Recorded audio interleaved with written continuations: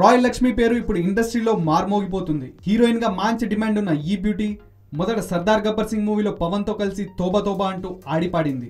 Recent గా megastar comeback movie ఖైదీ number 150లో Rattalu Rattalu అంటూ పిలిపించుకొని ఆడియన్స్ ని రంజింపజేసింది. అంతేకాదు ఈ భామకు సోషల్ మీడియాలో పలకరింపులు కూడా ఎక్కువే. తన మేని సొగసులు చూపిస్తూ సెల్ఫీలు తీసుకొని అభిమానులు అలరిస్తూనే ఉంటుంది. తాజాగా రాయల్ లక్ష్మి ఓ పింక్ డ్రెస్ లో సెల్ఫీ తీసుకొని నెట్ లో పెట్టేసింది.